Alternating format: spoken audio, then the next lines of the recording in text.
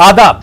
मरकजी सरकार ने हाल ही में ऐलान किया है कि जम्मू कश्मीर में उर्दू जबान के अलावा हिंदी, डोगरी, कश्मीरी और अंग्रेजी जबान को भी सरकारी जबानों की फहरिस्त में शामिल किया जाएगा। इस फैसले से मकामी सियासी जमातें, सिविल सोसाइटीज के अरकान, दानिश्वर हल्के और माहिर लिसानियात मायूस हैं, खफा हैं। इस ऐलान के बाद जम्मू कश्मीर में उर्दू जबान के जवाल का खदशा जाहिर किया जा रहा है।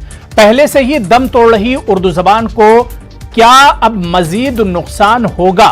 क्या हिंदी, अंग्रेजी या कश्मीरी जबानें उर्दू का मकाम हासिल कर सकेंगी? और सबसे अहम सवाल यह उठ रहा है कि कश्मीर में उर्दू जबान की मकबूलियत में गिरावट के लिए असल जिम्मेदार कौन है? इसे भी हम प्राइम डिबेट में समझने की कोशिश करेंगे। बहुत खास मेहमान मेरे साथ जुड़े हुए हैं। बहुत जल्दी अपने मेहमानों का आपसे तारुफ करा देता हूं। मेरे साथ जम्मू कश्मीर की बहुत अहम शख्सियत प्रोफेसर मोहम्मद जमा आजुर्दा साहब, जो कि मारूफ उर्दू के मुसन्निफ हैं, राइटर हैं, मेरे साथ जुड़े हुए हैं। अहमद अली फैयाज साहब जाना माना चेहरा हैं, सीनियर सहाफी हैं जम्मू कश्मीर के। और मेरे साथ ताहिर सईद साहब हैं, पीडीपी के तर्जुमान हैं, कुछ देर में बीजेपी के लीडर और तर्जुमान भी हमारे साथ जुड़ेंगे।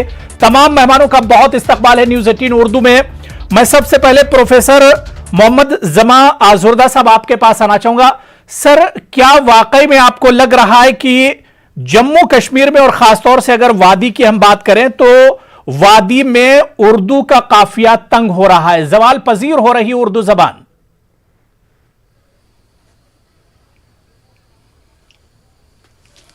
जी आदाब। आदाब सर। ऐसा है कि जिस तरह से आप सोचते हैं या लोग सोचते हैं, हकीकत में देखिए दोनों सूरतें हैं। अव्वल तो ये कि पहले ये सोचना चाहिए कि उर्दू हमारे यहाँ है क्यों। जिस तरह से हिंदुस्तान में बहुत सारी जबानें हैं, इसी तरह से कश्मीर जो है वो इस बड़ी सगीर का एक मिनी एडिशन है। यहाँ डोगरी है, यहाँ कश्मीरी है, यहाँ बल्ती है, यहाँ शिना है, यहाँ पुर्गी है, यहाँ पहाड़ी है, यहाँ गोजरी है और कहीं कहीं पंजाबी भी है। ये यहाँ की लोकल लैंग्वेजेस हैं जिनको लोग मदर टंग के तौर पे कहते हैं। फिर इनके डायलेक्ट्स भी हैं। कोई 150 साल के आसपास से ये यहाँ उर्दू सरकारी जबान हुई। उससे पहले यहाँ फारसी जबान रही है, सरकारी जबान, दफ्तरी जबान जिसे कहना चाहिए। उससे पहले संस्कृत रही है। उर्दू की जरूरत डोगरा हुक्मरानों को इसलिए पड़ी, अगर उर्दू यहाँ लिंग्वा फ्रांका का काम न करती तो जम्मू का आदमी जो है जिसकी मदर टंग डोगरी है वो कश्मीरी से बात ही नहीं कर सकता। और कश्मीरी जिसकी मदर टंग कश्मीरी है वो बल्ती के साथ बात ही नहीं कर सकता था। इस तरह से हम सब लोग गूंगे होते। हकीकत में उर्दू ने हमको यदि जबान दी है, बावजूद इसके कि हम बोलते थे, बावजूद इसके कि कश्मीरी भी थी, डोगरी भी थी, गोजरी भी थी, दूसरी जबानें भी थी। लेकिन जबान का मकसद है कम्युनिकेट करना। अब ये कम्युनिकेशन सिर्फ घर में तो नहीं होता है ना, बिल्कुल घर से बाहर होता है। कश्मीर वाले को जम्मू वाले से बात करना है, जम्मू वाले को लेह वाले से बात करना है। तो उर्दू ने कश्मीर को बहुत बड़ा सहारा दिया है। दूसरी बात ये कि उर्दू में यहाँ देखिए 8वें तक तो अभी कल तक ये मीडियम ऑफ इंस्ट्रक्शन रहा, जरिए तालीम रहा। खुद मैं उसी मीडियम से आया हूँ। 8वीं तक हमने रियाजी, सोशल स्टडीज, व्हाटएवर ये हमने इसी के जरिए पढ़ा है, जनरल साइंस, जनरल नॉलेज। उसके बाद 9वीं में आकर के फिर वो सिलेक्शन होता था और वहां से मीडियम ऑफ इंस्ट्रक्शन अंग्रेजी रहा है।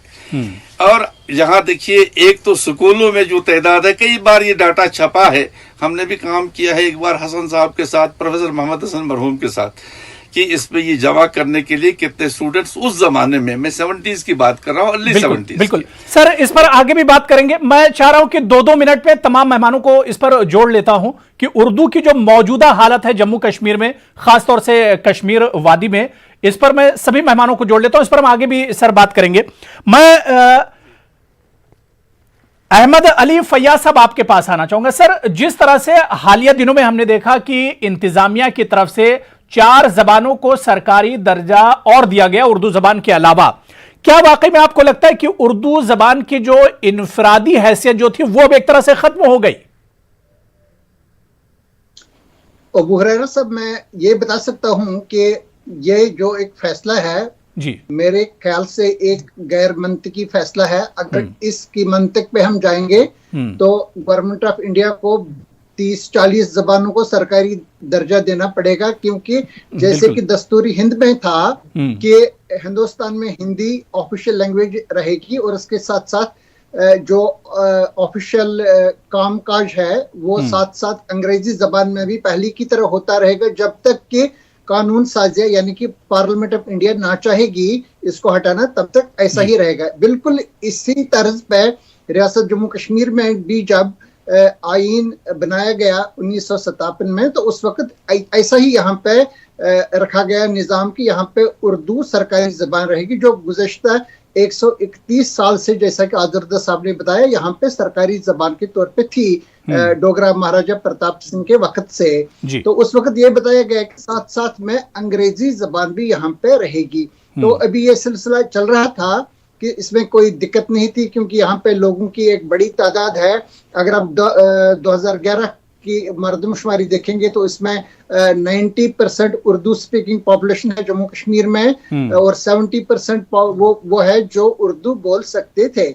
लेकिन जो इस तरह से ये बदला गया, हम मानते हैं, हम इस पे बहस नहीं करेंगे। जो 5 अगस्त 2019 को Jammu and Kashmir organisation act बनाया गया, वो ये मरकजी हुकूमत के पास, हालांकि इस पे अभी सुप्रीम कोर्ट में चल रहा है, ये एक मुतनाज़ा फैसला था, लेकिन हम इस पे बात नहीं करेंगे। इसमें सेक्शन 47 था जिसके तहत ये बताया गया था कि जब तक यहाँ पे असेंबली नहीं है, कानून साजिया नहीं है जम्मू कश्मीर में, यहाँ पे जो असेंबली के 2 हाउस होते थे, असेंबली और काउंसिल को तो खत्म किया गया, फिर यहाँ पे असेंबली रही जो इस वक्त अदम वजूद में है, जो नवंबर 2018 के बाद से। तो बताया गया कि जब तक वहाँ पे असेंबली नहीं है तब तक पार्लियामान यहाँ की कानून साजी का काम करेगा। इसी काम को अंजाम देने के लिए अब बीजेपी ने ये फैसला किया 2 सितंबर 2020 को कि उन्होंने ये फैसला कर लिया कि उर्दू के साथ साथ अंग्रेजी, कश्मीरी, डोगरी और हिंदी को भी ऑफिशियल लैंग्वेज का दर्जा दिया जाएगा। ये साफ जाहिर है कि एक वोट बैंक को मतलब इनकी एक तरह से अपीजमेंट की जा रही है, और इससे हमें ये खतरा लग रहा है कि यहाँ पे जम्मू कश्मीर में यहाँ की आबादी पहली बार लिसानी बुनियाद पे तकसीम हो जाएगी। इसलिए ये एक मतलब ये कदम जो उठाया गया, इस पर नीयत पर भी एक तरह से सवाल उठ रहा है कि मुंह भराई के लिए, अपीजमेंट के लिए ये कदम इंतजामिया ने उठाया है। मेरे साथ डॉक्टर ताहिर चौधरी साहब, स्पोक्सपर्सन है बीजेपी जम्मू कश्मीर के, वो भी जुड़ चुके हैं। ताहिर चौधरी साहब, आपका भी बहुत इस्तकबाल है। मैं ताहिर चौधरी साहब आपसे ही सवाल ले लेता हूं। जो बात अभी यहां पर अहमद अली फैयाज साहब कह रहे थे कि जो कदम सरकार की तरफ से उठाया गया है, उर्दू के अलावा 4 जबानों को और सरकारी दर्जा दिया गया है, यह कहीं ना कहीं वोट बैंक पर नजर है सरकार की।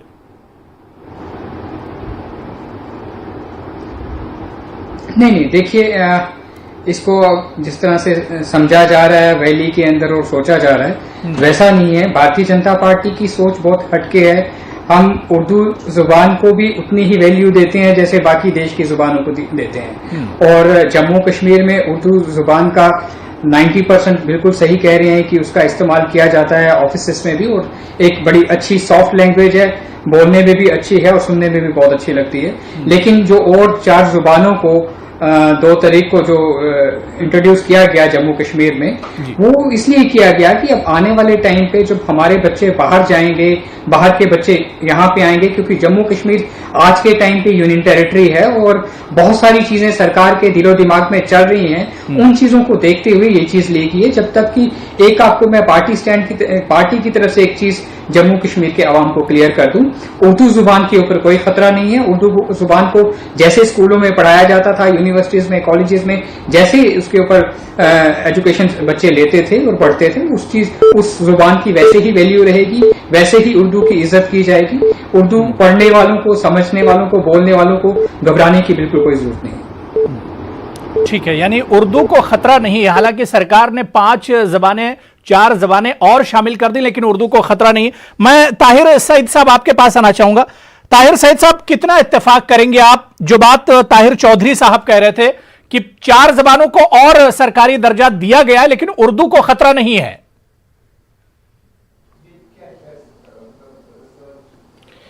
देखिए हुरैरा जी, सबसे पहली बात यह है कि जो हालिया जो फैसला है कि 4 ज़ुबानों को सरकारी ज़ुबान का दर्जा दिया गया और उर्दू के लिए एक आर्टिफिशियल एक कंपटीशन जो है वो बनाया गया है जी। तो इसका मकसद अगर हम बड़े न गहराई से इस पे जाएंगे तो इसका मकसद, बुनियादी मकसद यही है कि आहिस्ता आहिस्ता से किस तरह से हम उर्दू जुबान को जम्मू कश्मीर से खत्म करेंगे।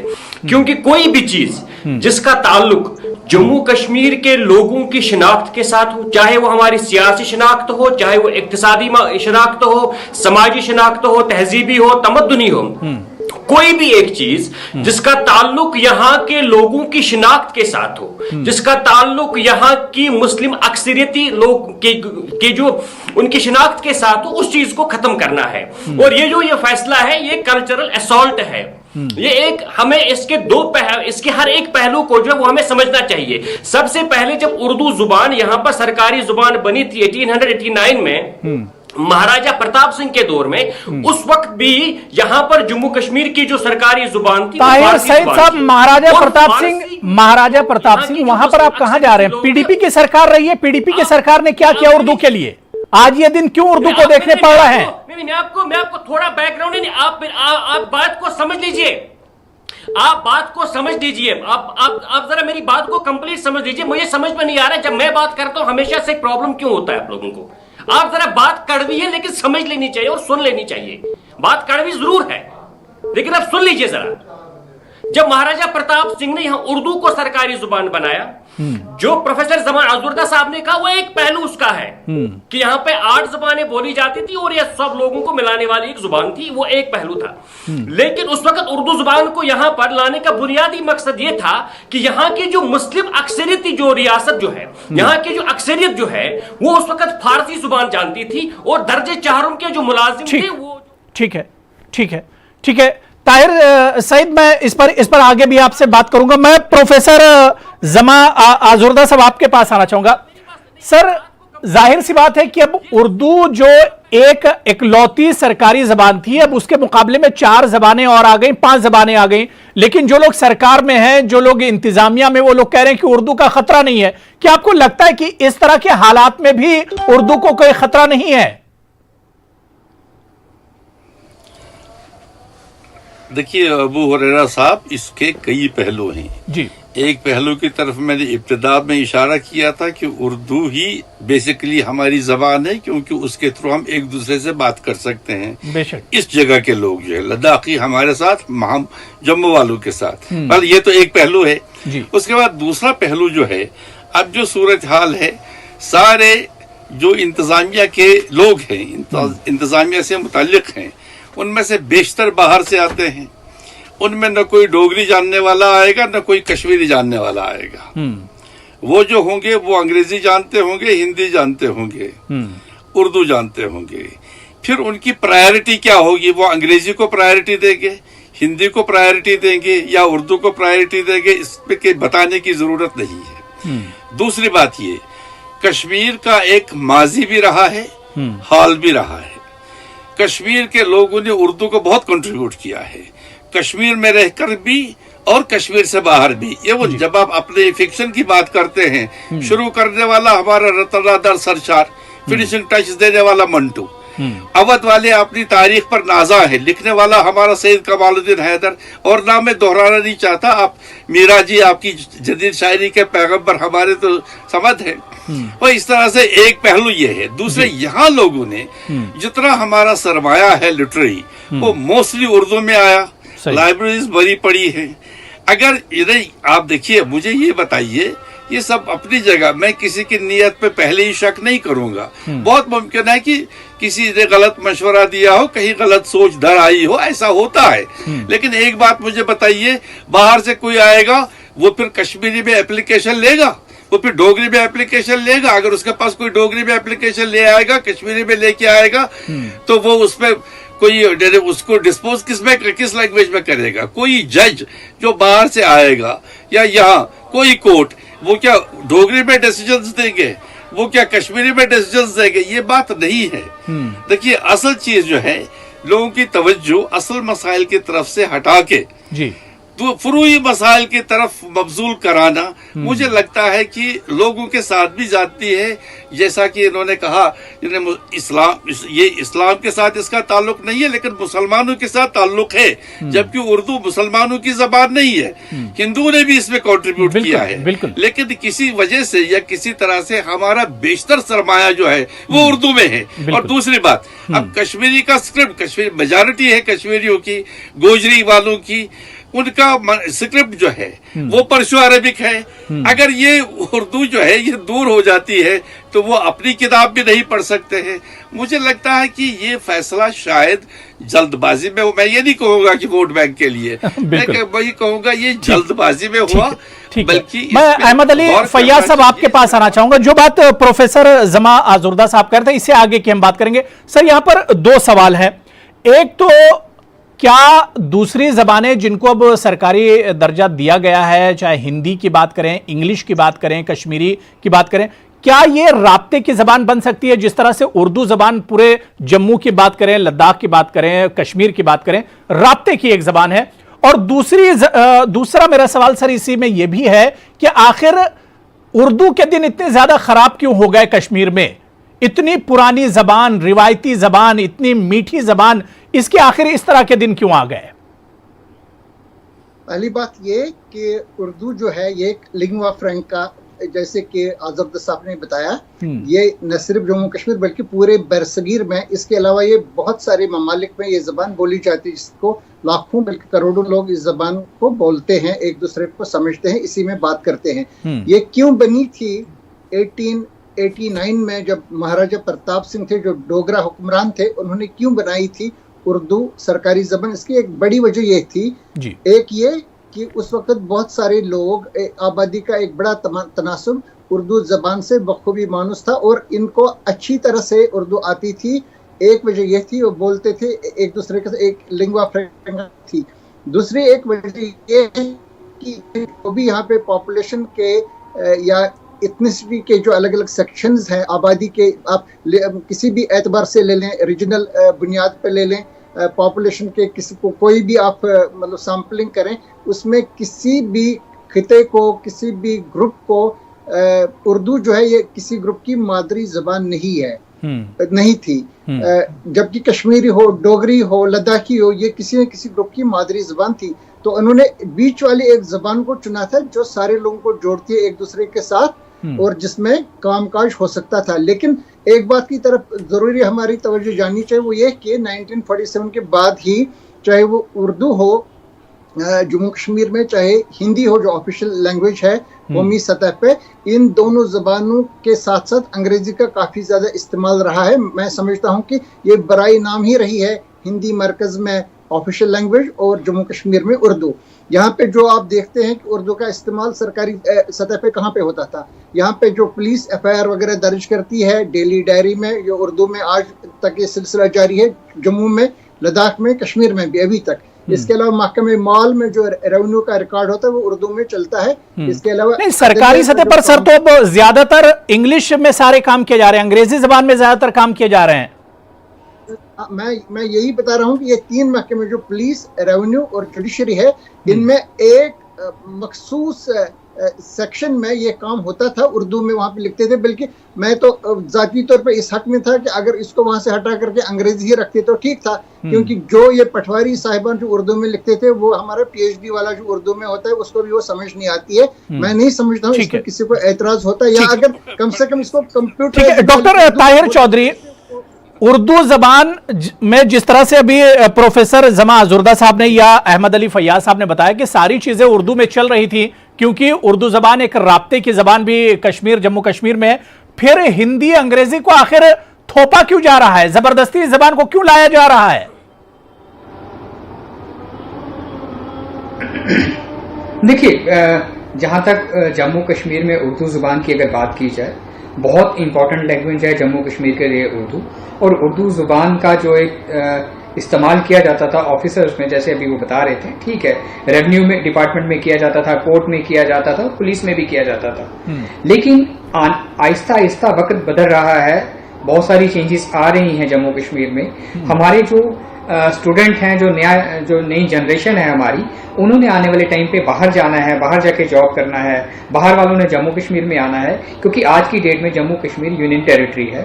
और सेंट्रल गवर्नमेंट की जो सोच है, बहुत सारी चीजों को लेके वो एडवांस सोच के साथ चलते हैं वो लोग, और उन्होंने बहुत सारी चीजें सोची, बहुत इसके ऊपर सोचा गया होगा, समझा गया होगा।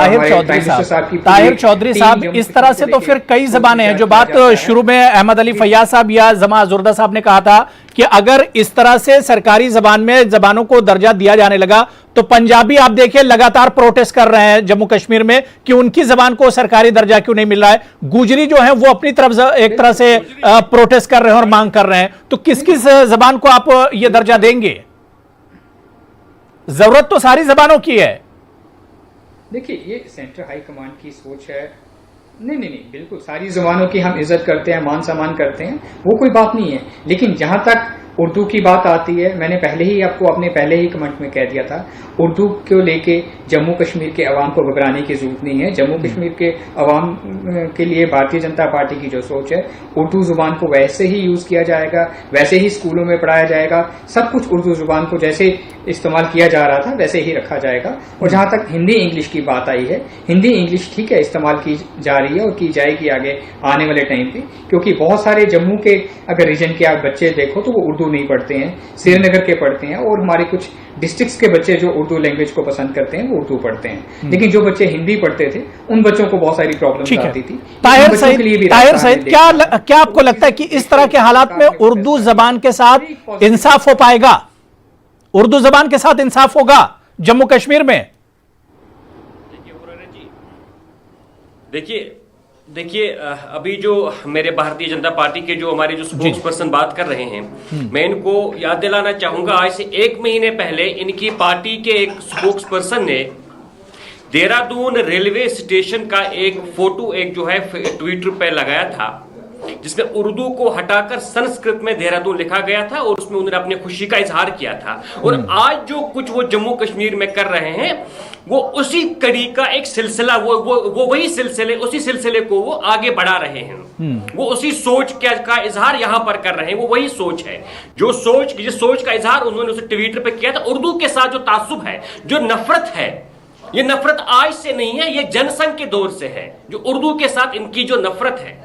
इसलिए मैंने पहले भी कहा था कि हर एक चीज जिसका ताल्लुक हमारी शनाख्त से हो, जम्मू कश्मीर के लोगों ने आहिस्ता आहिस्ता से ताहिर सईद, आप कहेंगे कि बीच में मैं टोक रहा हूं, लेकिन मैं ये कह रहा हूं कि जो इससे पहले की सरकार थी, इससे पहले की जो सरकारें थी, क्या उन्होंने उर्दू का हक अदा किया? आज तक जम्मू कश्मीर में उर्दू एकेडमी नहीं है। उर्दू का क्या हक अदा किया गया? इससे पहले की सरकारों ने क्या उर्दू का हक अदा किया? मैं आपके सवाल का जवाब दूंगा, पहले आप मुझे अपनी बात को मुकम्मल करने दीजिए। सबसे पहली बात हमें यह देखना है कि अगर आप कोई सरकारी जुबान बनाते हैं, उसके लिए आप बुनियादी पैरामीटर्स क्या हैं आपके? जम्मू कश्मीर में जो 2011 का सेंसस है, 70% लोग उर्दू पढ़ते हैं और उर्दू जो लिखते हैं, और 90% लोग ऐसे हैं जो उर्दू को समझते हैं। आप कश्मीरी यहां पर 60% लोग समझते हैं और पढ़ते हैं। और आपका जो डोगरी, मेरे सवाल का जवाब नहीं मिला, मेरे सवाल का जवाब नहीं मिला। मैं ये कह रहा हूं इससे पहले की जो सरकारें थी, आखिर ये नौबत आई क्यों? आखिर ये नौबत क्यों आई? इससे पहले की सरकारों ने उर्दू का हक अदा क्यों नहीं किया? क्या सोचकर एक जुबान को जम्मू